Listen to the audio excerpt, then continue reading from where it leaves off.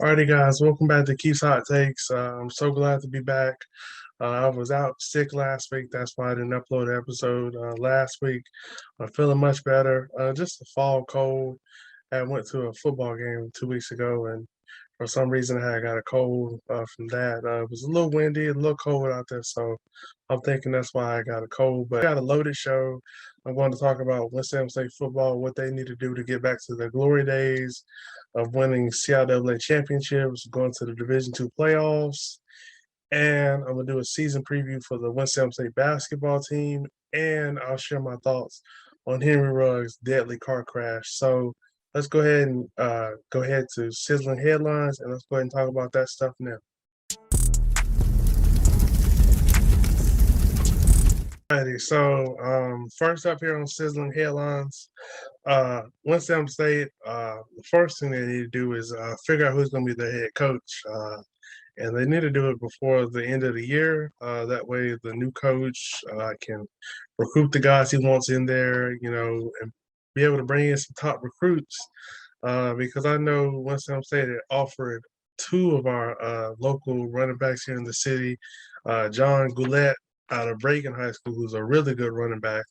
I'm not sure if he'll commit to Winston State, but I hope so. And we also made an offer to Noah Marshall, who's kind of like a power back. He could be like a Carry-On Moore type of back. So I'm not sure if Coach Massey is the answer. As I look here, he's went 7-12 in his 2 seasons as the interim coach. If we want to bring in some big time recruits, we need to have a stable house. Like I said, the first thing we need to do is figure out who's going to be coaching the football team, and whether it's going to be Coach Massey or some of the other candidates that have applied for the job. This is the first thing we need to get figured out. Another problem that I discovered when I was reading an article about who's going to be the next football coach for Winston State, we only have 22 out of the 36 allowed scholarships that you can have in Division II. And I don't know if that's because of our budget or what, but we need to figure out how we can get more scholarships because Fayetteville State, who's been winning the South since 2017, they have close to the max of 36 scholarships. So that's a huge difference when you're not able to, bring in a lot of recruits every year because you only have 22 scholarships. Um, like I said, I don't know if Coach Massey's the answer. We really struggled in-game situations with him as the coach. I don't know if that's really on the players or him or what. But for example, the Fayetteville State game, the way we poorly handled that situation, at the end of the game, the quarterback, he threw it to the flat. We have no timeouts. There's about 16 seconds left. And then that basically ended the game. In that situation, you got to know that you got to work down the field. You got to get out of bounds in situations like that. So I don't know if that wasn't communicated to the players or what, but they won 3 games this year against 3 bad teams. They've had some really bad losses, like the meltdown against Elizabeth City at home. They got the massacre at Chowan, so we had some really bad losses this year. Um, and we're going to lose a lot on defense. We bring back a lot of pieces on offense. So we have to see how they're going to be able to replace those huge pieces that we're going to lose on the defense, like Keenan Allen, Deshaun Taylor, Deontay Jones, excuse me, and guys like that. So when you lose some key pieces like that, it's going to be hard. Joshua Flowers, guys like that. So we're going to have to replace a lot on defense, but Cameron Lewis is going to be back. Andrew Hayes is going to be back. Cameron Davis is going to be back. Antoine Carson is going to be back. We got a lot of weapons that are going to be coming back. So I think really we just need to address the defense and figure out how we're going to replace all those key guys that we're going to lose. So we have to see what the football team's going to do, and I can't wait for them to hopefully return to the CIAA championship. It's been 5 years. We haven't been since 2016. Like I said, this year we beat up on 3 bad teams this year. So we were very close in the Central game. We burnt some timeouts early in the third quarter, and you can't do that in a close game like that. So we're gonna have to see if our Rams can get back to their glory days, and hopefully we can do that starting next year.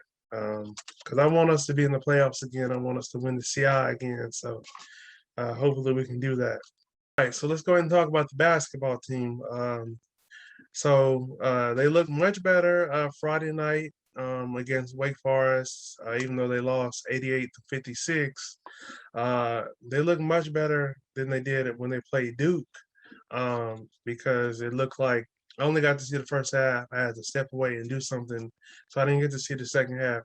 But in the first half, it looked like Mark Williams, who is Duke's big man, was intimidating them. He blocked a couple shots early, and then they were scared to go in the paint, and we were just forcing jump shots and stuff like that.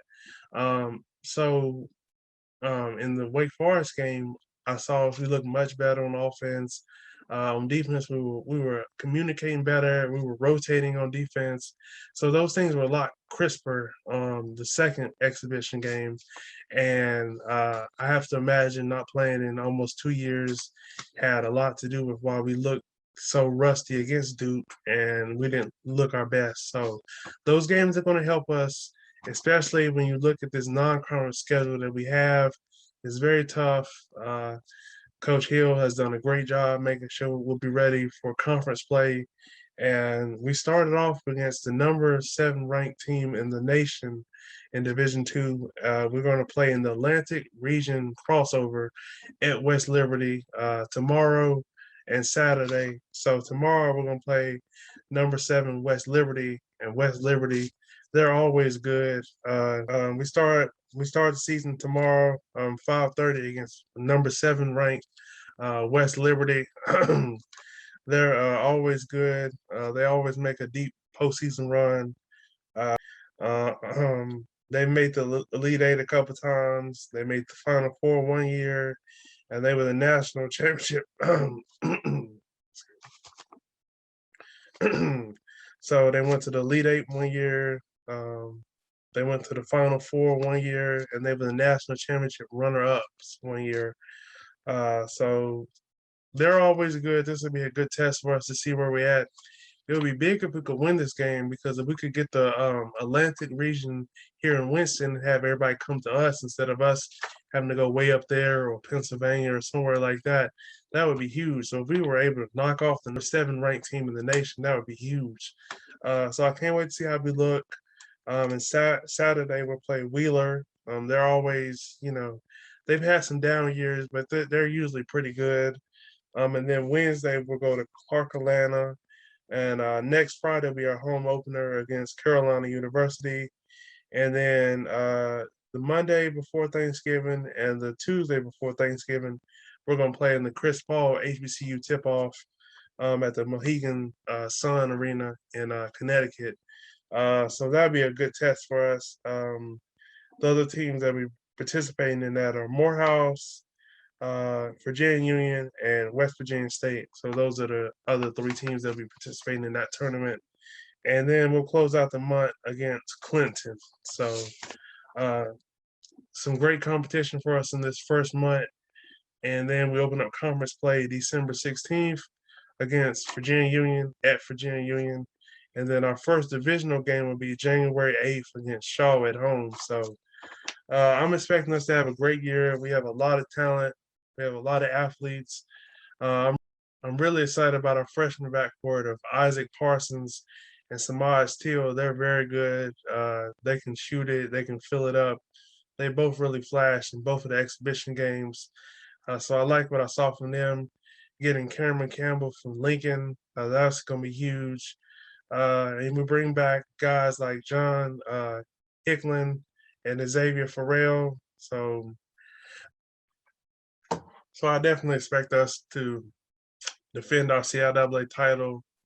Hopefully we can make a deep playoff run, make some noise, and we're going to try to win a national championship. So that's our goal, and I fully expect us to do that. So, yeah. I'm going to address the Henry Ruggs situation. It's just a really sad and tragic incident that happened.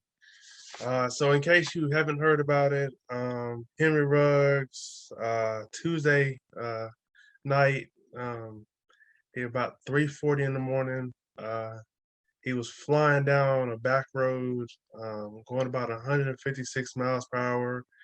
Um, Before the crash, luckily he was able to slow down to 127 miles per hour. But unfortunately, he rammed into the back of somebody, and her car went in flames. And unfortunately, her and her dog lost her life. Um, and Henry Ruggs' girlfriend, who was in the car, she's in really bad shape. She had to have surgery on the wrist. And so I'm really praying for the victim's family. I'm praying for Henry Ruggs' girlfriend. Hopefully, she's able to recover. So it's just really sad. He's probably thrown away his NFL career. He was already charged with felony driving under the influence, resulting in death, and reckless driving. And his blood alcohol level was 2 times the legal limit. So I really hate Henry Ruggs. Threw away his NFL career. He's facing up to 46 years. So it's just really sad. The NFL has a driving service where if you've been drinking or if you need a ride somewhere, you can call the number on the back of your player identification card, and it's about $90 per hour. And you just give the driver your credit card, stuff like that, and you go from there. So I really wish he would have used that. He was at Top Golf earlier in the evening. And it's just really sad. I really wish he would have never gotten that car. Really wish Top Golf wouldn't have let him leave and called him Uber or something like that before he got in his car, and almost took his life, almost took his girlfriend's life, and unfortunately, he took the victim's life. So I'm praying for her family, her friends, and yeah, it's just a really sad situation. And his girlfriend last year had told him to stop driving so fast. It's a video that's been circulating on social media. So just really, just hate this happened. See how many years Henry Ruggs get for this, but I definitely don't see him playing in the NFL again. And the Raiders released him on November 2nd. So yeah. All right, so let's go ahead and shift to previewing the NFL games for this week. Teams that are on their bye: the Bears, the Texans, and the Bengals, and the Giants are the 4 teams on their bye week this week. So we have 14 games this week. So the Thursday night game tonight will be the Baltimore Ravens visiting the Miami Dolphins. Uh, I got Baltimore winning here. I know Miami will play hard, but without Tua, I just don't know if Jacoby Brissett and his offense will be able to score enough to keep up with Lamar Jackson and the Ravens offense. And I think the Ravens defense will give Jacoby Brissett and this Dolphins offense trouble. They'll blitz a lot, they'll confuse him, and I think it'll be a long night for the Dolphins. So I got the Ravens winning here, probably by 7 to 10 points. I could see that. All right. Next, we have the Atlanta Falcons visiting the Dallas Cowboys. Um, the Cowboys, we all know it. They got punched in the mouth. The Broncos just manhandled them for 4 quarters. I expect them to bounce back this week. I got the Cowboys winning. I know on defense they'll want to put a much better performance out there than they had last week. And on offense, I know they'll want to put up a lot of points and show everybody that they just had a bad week, a bad game. I don't expect them to hold the Cowboys offense scoreless through 3 quarters, the Falcons. I just don't. I just think the Cowboys have a little too much on offense for the Falcons. C.D. Lamb, Amari Cooper, Michael Gallup's coming back this week. Dalton Schultz, Ezekiel Elliott, Tony Pollard, Cedric Wilson. So they just are loaded on offense. The Falcons' defense isn't very good. And for the Falcons on offense, the offensive line isn't that good. So I expect the Cowboys to put a lot of pressure on the Falcons. Dale Patterson and Kyle Pitts, those are going to be the two guys for the Cowboys defense that they'll want to hone in and try to lock up and take away from Matt Ryan because those are two of his favorite targets. And I expect them to do that. And I expect the Cowboys to get a big bounce back win before they go to Kansas City next week. So, yeah. The Jacksonville Jaguars visiting the Indianapolis Colts. Um, I was shocked last week that Jacksonville beat uh, the Bills. I was not expecting that at all. The Bills probably didn't take them serious like they should have, and that's probably why they lost. But hats off to Jacksonville for getting a big win at home, their first home win of the season. But I don't expect them to get another win against the Colts, who are going to try to, work their way back into the wild card hunt. I don't think they can win the division, but they can probably try to snag a wild card spot. So they'll need to win this game. The Colts defense is going to give Jacksonville all type of trouble. And on offense, they just have too much. Jonathan Taylor is going to run crazy. And Carson Wentz is probably going to throw a field day on that Jags secondary. So I got the Colts winning by at least 10 to 14 points. Next, we have a big showdown in New England. We have the Cleveland Browns taking on the New England Patriots. I took the Patriots here. I was really going back and forth with this game. But the Patriots, they need a statement win, and they also need to win a home game because their only home win so far this season is against the Jets. That's not really impressive. The Jets aren't really good. And they beat, besides the Chargers, they beat four bad teams, whether you look at them beating the Jets twice, the Texans, and the Panthers. So I feel like they need a statement win at home. And they've been playing much better. Although they've been playing bad teams, they still were able to find their footing and, find some confidence. So I expect them to get a big win at home. Matthew Judon, I feel like he's going to cause Baker Mayfield all type of trouble. And I don't know if Kareem Hunt is going to, Nick Chubb is going to play this week. He is on the COVID list. I haven't heard if he's going to, play this week.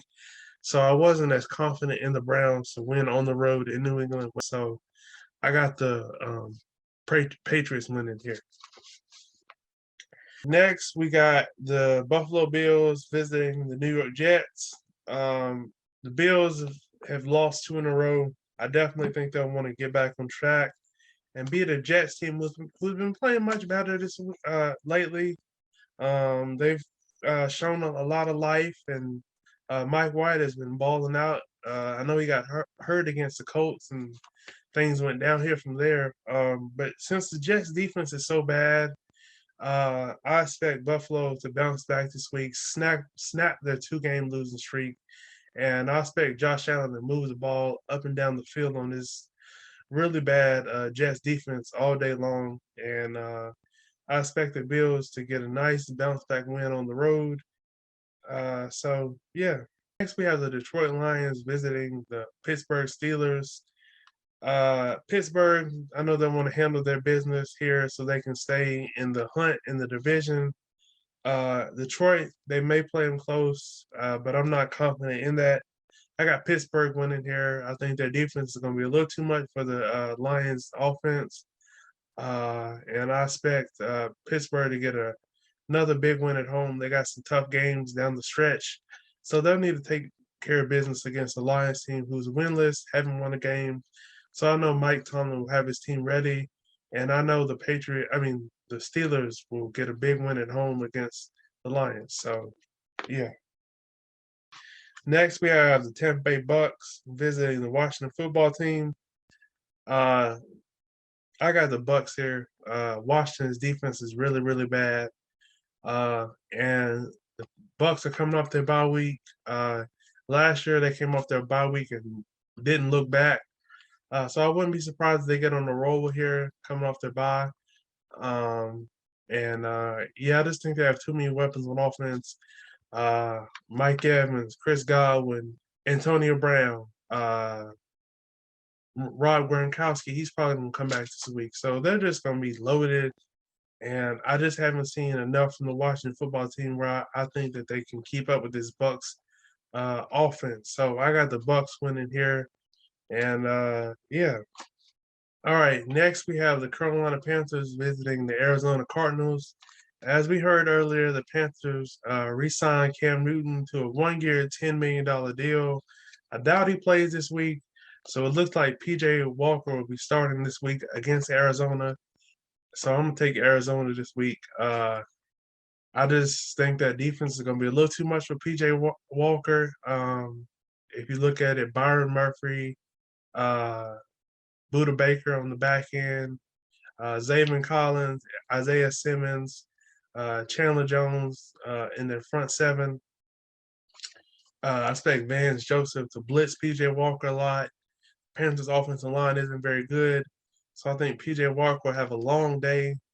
And Kyler Murray in the offense, I think they'll be able to move the ball up and down the field on this Panthers defense, who's they've been much better with Stephon Gilmore in the lineup, but their offense hasn't been able to sustain drive and put points up on the board. So who Gilmore covers out of this loaded Cardinals offense, I'll be intrigued to see. I don't know if DeAndre Hopkins is going to play this week or AJ Green.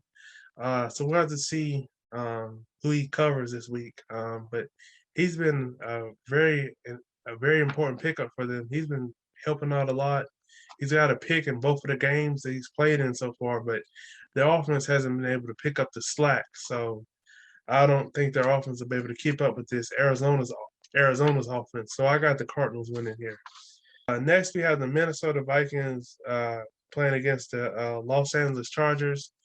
I'm taking the Chargers here. I just think the Chargers will win a very close, high-scoring game. I'm just taking Justin Herbert in this offense over Kirk Cousins in their offense. The Vikings are up and down. You don't know which Vikings team you're going to get from week in and week out. They played the Ravens very close. We know what the Vikings want to do. They want to lean on their running game and have Kirk Cousins play action off that to Justin Jefferson, Adam Thielen, KJ Osborne, and guys like that. And they'll be able to run the ball on the Chargers because the Chargers play two deep safeties. And when the team plays two deep safeties, you'll want to run the ball and hope they come out of that look. So I expect Dalvin Cook to have a feast, but I expect the Chargers to win a very close, probably high-scoring game, and I expect the Chargers to get the win at home. Next, we have the Philadelphia Eagles visiting the Denver Broncos.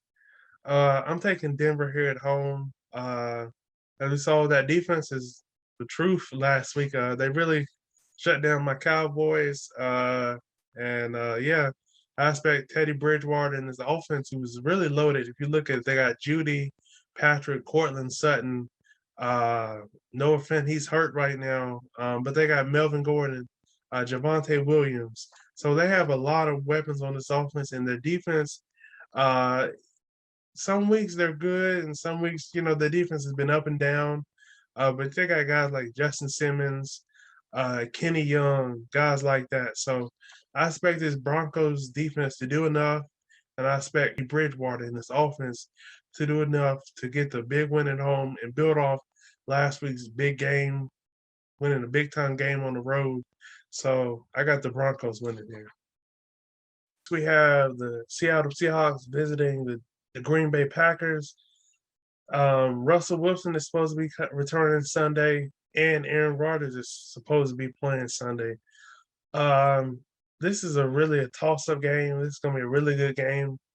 I'm taking Seattle here, just for the simple fact that they need a win on the road. They're trying to climb their way back into the wild card hunt. I know Green Bay's defense has been playing really well, but I expect Russell Wilson to make enough plays against Aaron Rodgers and the Packers. And I expect them to get a big-time road win on the road. Like I said, they need a win because they're trying to climb their way back into the playoff hunt. And I expect them to do enough to get a win on the road. I know Aaron Rodgers and the Packers offense, they're going to move the ball. I can see this game being like 21-17, something like that, because both defenses have been playing much better. and I could see a score like that. So I know Aaron Rodgers and his offense, they're gonna move the ball some. You got Aaron Jones to worry about, Devontae Adams, Randall Cobbs, Scantling, guys like that. So, but I just think Russell Wilson, he's gonna find a way to get a win in his first game back since injuring his hand. So, yeah. The Kansas City Chiefs visiting the Las Vegas Raiders. I know the Raiders, they probably were looking ahead to this showdown with the Chiefs on Sunday Night Football. But I just think the Chiefs, I know it hasn't been pretty, but I think they're going to find a way to get a big time win on the road. I can see this being a high scoring game. I'm a little concerned because the Raiders' defensive line has been getting a lot of pressure on the quarterback, whether it's Ngakoue or Max Crosby. They've been putting a lot of pressure on the quarterback, and Mahomes' offensive line hasn't lived up to the expectations that we thought. We didn't. They haven't lived up to what we thought they were going to be when they made all these moves in the offseason. But I think the Raiders. I don't know how they cover Tyreek Hill, Travis Kelsey. Maybe Josh Gordon can get a little more comfortable in the offense. Maybe he can make some big plays for this offense. McCole Hardman, guys like that. So I expect the Chiefs to probably win a high scoring shootout in the desert in Vegas. So yeah, I got the Chiefs winning here. Our Monday night game is the Los Angeles Rams visiting the San Francisco 49ers. Von Miller is supposed to make his Rams debut this week. And for that reason alone, I'm going to take the Rams. The 49ers haven't looked great lately. And I just think the Rams are too deep on offense. They got a lot of pieces. He's been balling. It looked like he's going to shatter the receiving single season record. Robert Woods, Vance Jefferson. And then on defense, you got Aaron Donald, Von Miller, and Jalen Ramsey. Whew. Yeah, the Rams, they're just too loaded for the 49ers. I wouldn't be surprised if the 49ers win because they really do need a win, but I'm not too confident in them being able to pull this off. So I got to go with the Rams just because I think they got a little too much talent. And I know they want to bounce back after having a poor showing at home last week against the Tennessee Titans. So, yeah. All right, guys. So to close out the show, as you see in my background, it's the Tennessee Titans Stadium, and they have a big matchup this week as they host the New Orleans Saints. I'm taking the Titans this week. What they've been able to do this season is nothing short of amazing. Their defense is starting to come around, and that's the big reason why I'm taking them this week. Whether it's Harold Landry, Jeffrey Simmons, he was just a man on a mission last week. He was possessed. He was just wrecking the game last week. He got a lot of pressure on Matthew Stafford, causing him to make a couple of mistakes. And then you got Bud Dupree. Although he doesn't have the numbers, he's still been able to get pressure. And then on offense, got Ryan Tannehill, Jeremy McNichols, Adrian Peterson, AJ Brown, Julio Jones. The Saints, they're just too up and down for me. You don't know which Saint team you're going to get every week. So I think the Titans will win a very close, probably very physical game at home. And I expect them to stay the number one seed in the AFC. So, yeah. That does it for Keith's Hot Takes. Like I said, I'm so glad to be back. Don't forget to like, subscribe, and comment if you want to.